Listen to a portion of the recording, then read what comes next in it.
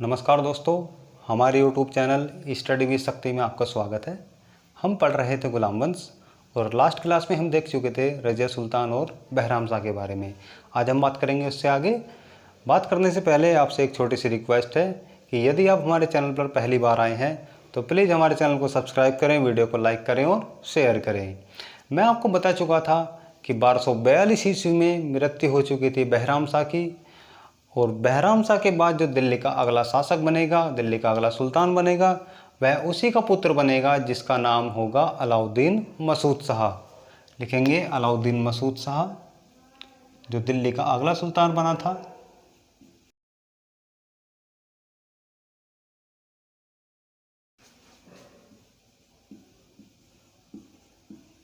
यदि बात की जाए इसके शासनकाल की तो इसका शासनकाल था 1242 ईस्वी से 1246 ईस्वी तक, यानी कि कुल मिलाकर के इसने दिल्ली में 4 साल तक शासन किया था। इससे बनने वाले आपको सिर्फ 2 ही क्वेश्चन याद रखने हैं। पहला कि यह किसका पुत्र था, तो बहराम शाह, और इसका शासनकाल कब से कब तक था, तो 1242 ईस्वी से 1246 ईस्वी तक। हम बात करते हैं कि अलाउद्दीन के बाद अगला शासक कौन बना था। तो अलाउद्दीन मसूद शाह के बाद जो अगला सुल्तान बना था, अगला शासक बना था, वह बना था नासिरुद्दीन महमूद।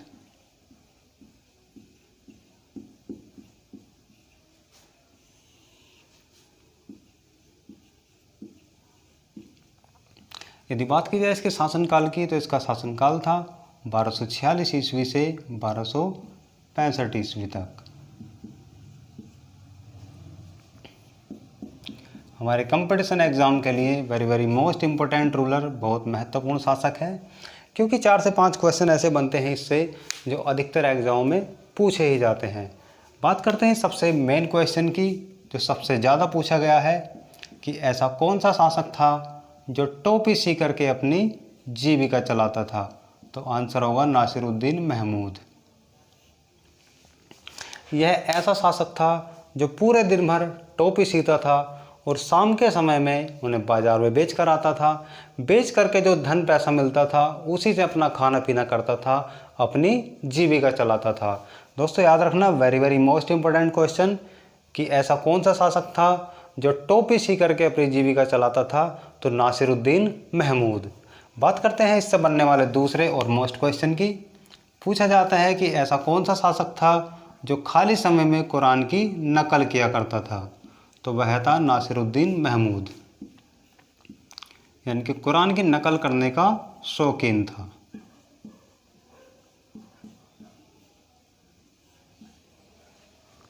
हम बात करते हैं कि यह शासक बना किस प्रकार था। इल्तुतमिश का एक गुलाम था जिसका नाम था बलबन, जो आज का हमारा मेन टॉपिक है, very most important ruler Balban. यह उस समय पर हुआ करता था प्रधानमंत्री, और यह बहुत ही चालाक, बहुत ही होशियार, बहुत ही पावरफुल, यानी कि इसके अंदर बहुत क्वालिटी थी। और सबसे बड़ी क्वालिटी यह थी कि यह सबसे काला शासक था। पूछा जाता है कि दिल्ली सल्तनत का सबसे काला सुल्तान या काला शासक कौन था, तो आंसर होगा बलबन। बात करेंगे इसके बारे में विस्तार से। बलबन ने अपनी होशियारी दिखाई और रास्ते से हटा दिया अलाउद्दीन को और गद्दी पर बैठा दिया नासिरुद्दीन महमूद को। नासिरुद्दीन महमूद एक आम इंसान से बन चुका था दिल्ली का शासक, तो इसको बहुत खुशी हुई। इसने खुश होकर के बलबन को बना दिया अपना नायाब मुमलकात।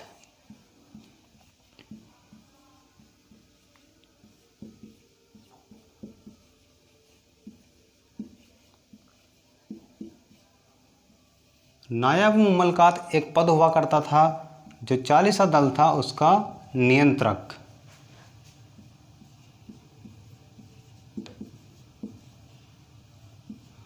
नायाब मुमलकात एक पद था जो इल्तुतमिश ने चलाया था 40 दल, उसको जो अपने नियंत्रण में रखता था उसी को कहा जाता था नायाब मुमलकात, और यह पद बनाया था बहराम शाह ने।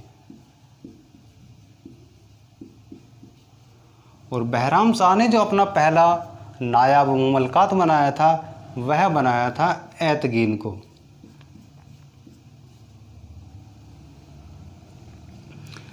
अब नाम का शासक तो रह गया नासिरुद्दीन महमूद, लेकिन वास्तव में शासन करने लगा बलबन। बलबन ने एक होशियारी और दिखाई, क्योंकि यह लालची भी बहुत था। यह चाहता था कि किसी भी तरह से दिल्ली का शासन मेरे कब्जे में होना चाहिए। तो इसने एक चालाकी और की और अपनी पुत्री की शादी करा दी नासिरुद्दीन महमूद से।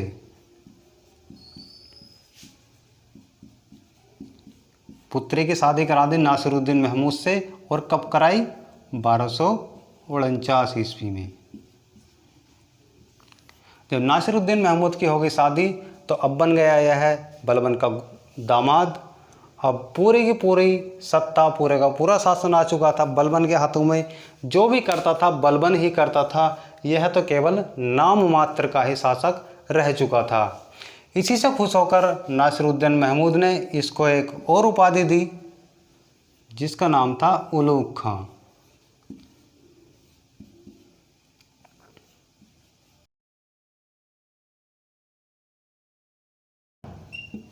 उलूग खां का अर्थ होता है विश्व का Khan.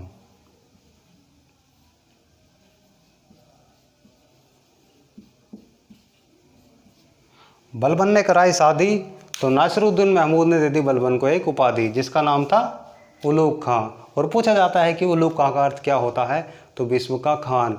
Very most important question पूछा भी गया है कि बलबन को यह उपाधि, उलूग खां की उपाधि किसने दी थी? तो नासिरुद्दीन महमूद ने। लेकिन अभी भी बलबन का पेट नहीं भरा, अभी भी वह पूर्ण रूप से संतुष्ट नहीं था। उसने एक कारनामा और किया, जो कि किया इसने 1265 ईस्वी में। 1265 ईस्वी में इसने हत्या करा दी नासिरुद्दीन महमूद की। और जब हत्या हो चुकी थी, तो अब क्वेश्चन ये उठता है कि दिल्ली का शासक कौन बने, क्योंकि 40 दल का नियंत्रक भी कौन था? बलबन। और उसका ससुर भी कौन था? बलबन। तो एक ही ऑप्शन बचा, और बलबन चाहता भी यही था कि मैं ही दिल्ली का शासक बनूं, मैं ही दिल्ली का राजा बनूं। तो दिल्ली का अगला सुल्तान बन गया बलबन। हेडिंग डालेंगे बलबन, बात करेंगे बलबन के बारे में। बलबन की स्टोरी बहुत इंटरेस्टिंग है, बहुत मज़ा आएगा आपको, बने रहिए मेरे साथ।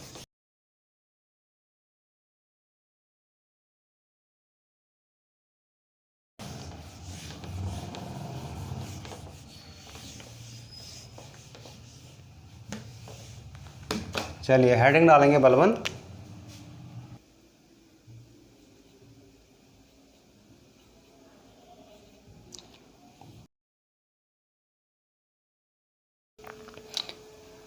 यदि बात करी जाए इसके शासनकाल की, तो इसका शासनकाल था 1265 ईस्वी से 1287 ईस्वी तक।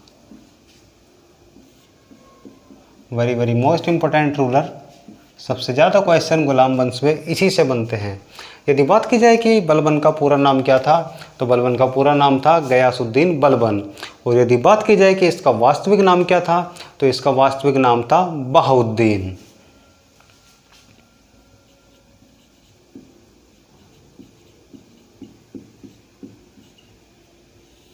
हम बात करते हैं कि यह आया कहाँ से था, तो दोस्तों यह था अलवारी तुर्क।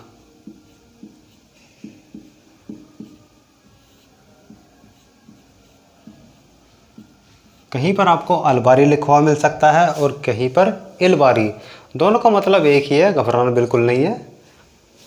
तुर्कों ने इसको बेच दिया था मंगोलों को।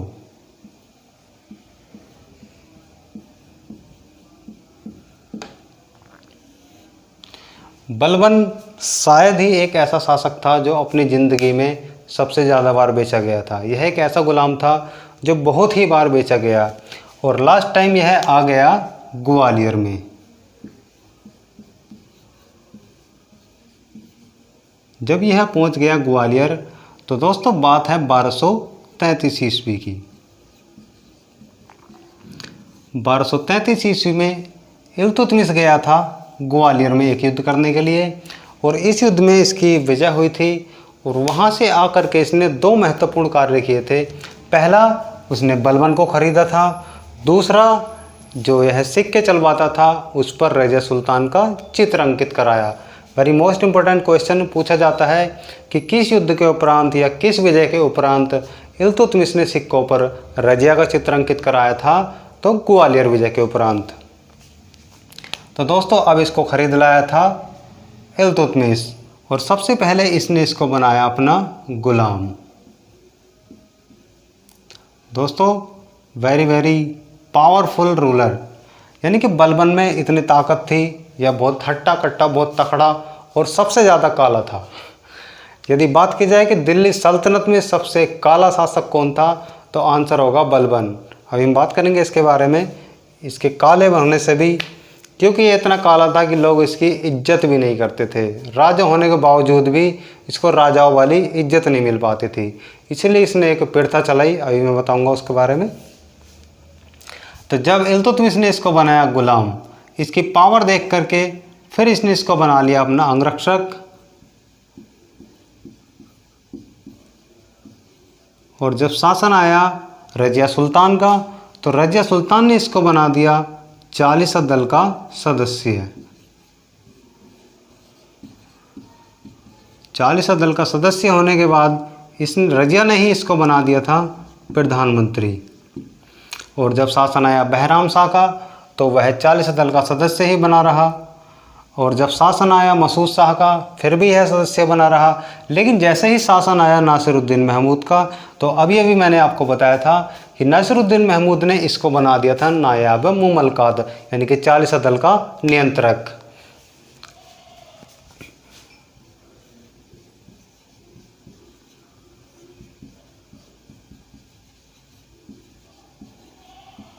नायाब मुमलकात किसने बनाया? नासिरुद्दीन महमूद ने। और लास्ट में यानी कि 1265 ईस्वी में इसी ने नासिरुद्दीन महमूद की हत्या कराई और खुद बन गया दिल्ली का सुल्तान। हम बात करते हैं इसके किए गए कार्यों के बारे में, कि इसने क्या क्या कारनामे किए, क्या क्या इसने दिल्ली शासन में गुल खिलाए। सबसे पहला जो इसने कार्य किया, इसने समाप्त किया 40 दल।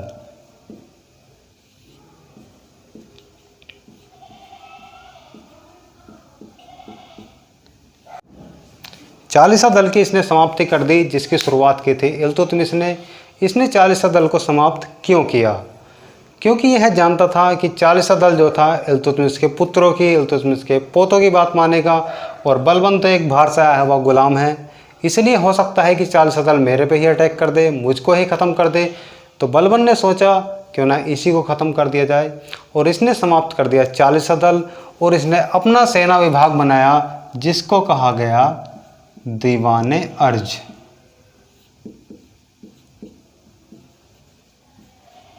इसने अपना सैन्य विभाग बनाया, जिसका नाम रखा इसने दीवाने अर्ज। और इसमें हुआ करते थे 18,000 सोल्जर्स, 18,000 सैनिक, जो इसी के कहने पर चलते थे और इसी की सेफ्टी करते थे। यदि बात की जाए इसके किए गए दूसरे कार्य के बारे में, तो इसने एक त्यौहार चलाया जिसका नाम था नवरोज। नवरोज या नौरोज, यह फारसी त्यौहार था, यानी कि यदि बात की जाए तो यह था फारसी नववर्ष, यानी कि फारसी का जो नया साल था, जिसको कि कहा जाता था नवरोज। इसकी इसने शुरुआत की, जो कि मनाया जाता था 21 मार्च को।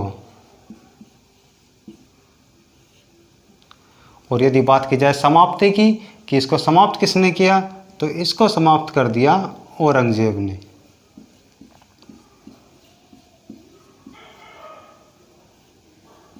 और दोस्तों, इसने सिक्के चलवाए।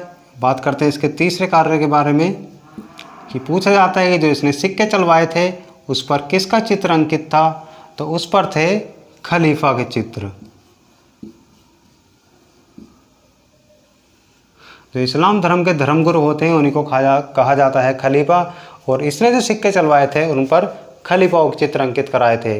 हम बात करते हैं इसके किए गए चौथे कार्य के बारे में। इसने दुश्मनों से निपटने के लिए एक नीति चलाई, एक योजना चलाई, जिसका नाम रखा इसने लौह एवं रक्त की नीति।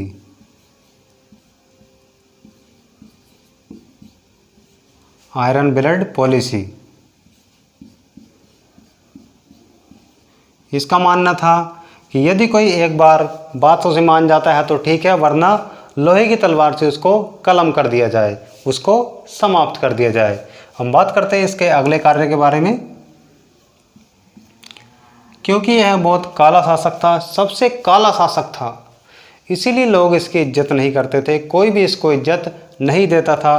तो इसने उसका बदला लिया कि ओहो तुम मेरी इज्जत नहीं करते, अभी करोगे। इसने एक पीड़िता चला दी जिसका नाम था सिजदा व पाइबोस। सिजदा व पाइबोस।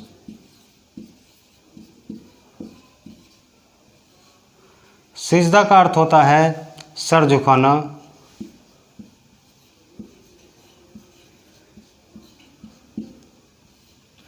और पाइबोस का अर्थ होता है पैरों को बल लेटकर सुल्तान के पैरों को चूमना, यानी कि लेट करके सुल्तान के पैरों को चूमना। और सिजदा होता है सर झुकाना, यानी कि घुटने टेक कर सर झुकाना। यदि बात की जाए सिजदा पाइबोस की, तो इस पर प्रतिबंध किसने लगाया था? तो इस पर प्रतिबंध लगाया था शाहजहां ने।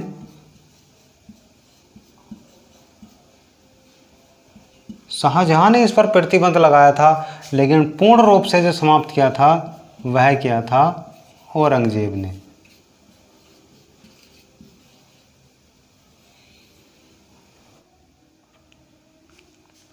औरंगजेब का मानना था कि सिर केवल अल्लाह के आगे झुकाया जाएगा, उसके अलग किसी के भी आगे झुकाया नहीं जाएगा। इसीलिए इसने सिजदा व पाइबोस को पूर्ण रूप से बंद कर दिया था। और यदि बात की जाए इसके अगले कार्य के बारे में,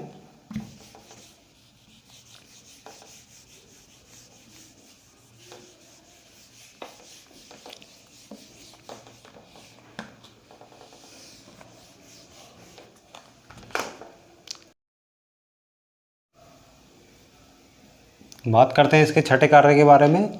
तो बलबन का ऐसा मानना था कि धरती पर जो शासक होता है वह खुदा का ही एक रूप होता है, इसीलिए यह खुद को कहता था खुदा की परछाई या अल्लाह की परछाई। इसी कारण से इसने एक उपाधि धारण की जिसे कहा गया जिल्ले इलाही।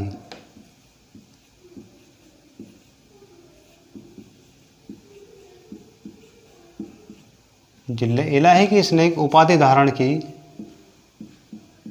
जिल्ले इलाही का मतलब होता है खुदा की परछाई। और यदि बात की जाए इसके अगले कार्य के बारे में, तो जो इसके दरबार में वृद्ध और अयोग्य सैनिक हुआ करते थे उन सबको इसने हटा दिया, और हटा करके उनको बोला कि आप घर पर रहिए, आपको वैसे ही पेंशन आती रहेगी जैसे कि काम करने की आती है। तो इसका यदि बात की जाए तो एक अच्छा कार्य था। जिसने वृद्ध और अयोग्य सैनिक थे सभी को अपने दरबार से घर बैठा दिया, और घर बैठे ही उनको पेंशन देता था। और यदि बात की जाए अगले कार्य के बारे में, जो इसके शासन के नियम थे,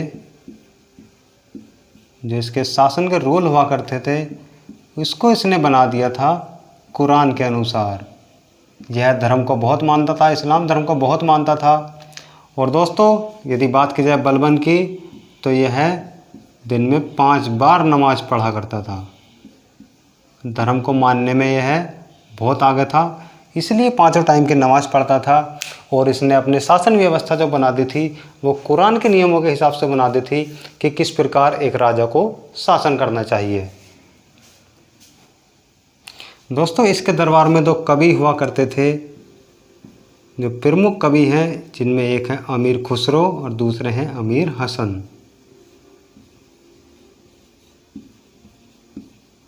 अमीर खुसरो और अमीर हसन।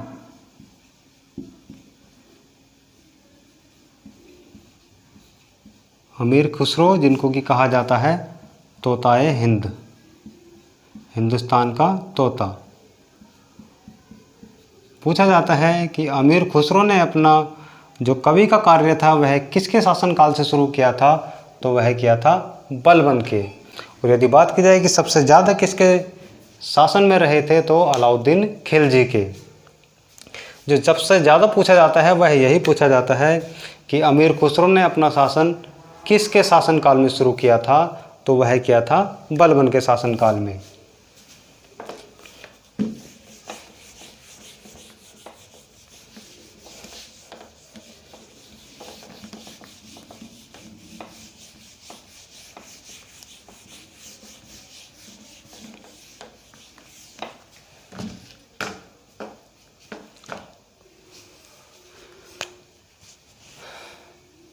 दोस्तों 1287 में एक युद्ध हुआ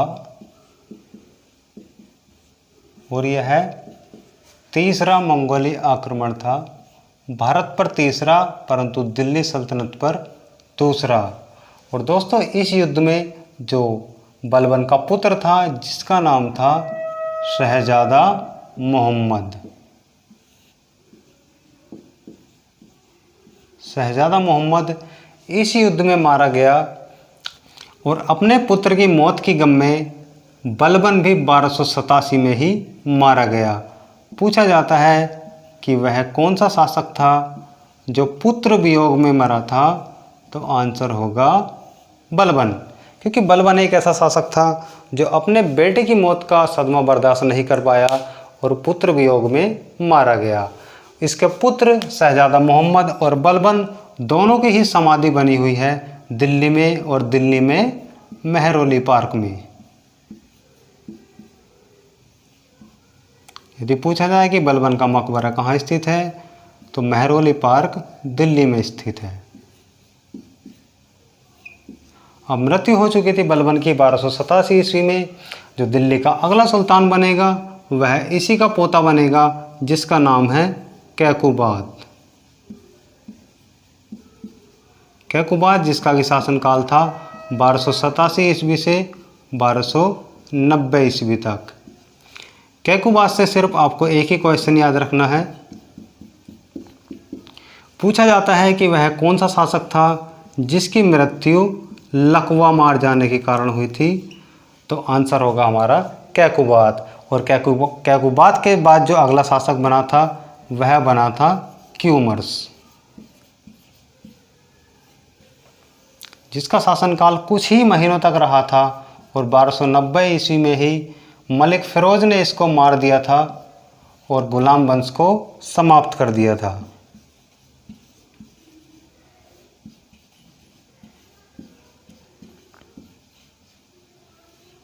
दोस्तों यहाँ से आपको दो क्वेश्चन याद रखने हैं।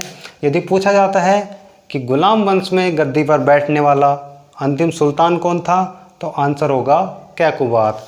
और यदि पूछा जाता है कि गुलाम वंश का अंतिम शासक कौन था, तो आंसर होगा क्यूमर्स। मलिक फिरोज इन्हीं का एक गुलाम हुआ करता था, एक संरक्षक हुआ करता था, एक गवर्नर हुआ करता था, और इसी ने गुलाम वंश को समाप्त किया, क्यूमर्स की हत्या की।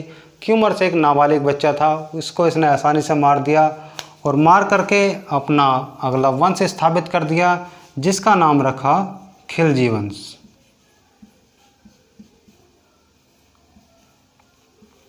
खिलजी वंश जिसका कि शासनकाल था 1290 ईस्वी से 1320 ईस्वी तक। यही मलिक फिरोज जब स्थापना करेगा खिलजी वंश की, तो बनकर आएगा जलालुद्दीन खिलजी। नेक्स्ट क्लास में जब हम बात करेंगे तो इसी के बारे में बात करेंगे, शुरू करेंगे हम खिलजी वंश। आज की क्लास में इतना ही। दोस्तों यदि वीडियो अच्छी लगी हो तो वीडियो को लाइक करें, शेयर करें और हमें कमेंट्स करके बताएं कि वीडियो कैसी थी। जय हिंद, जय भारत।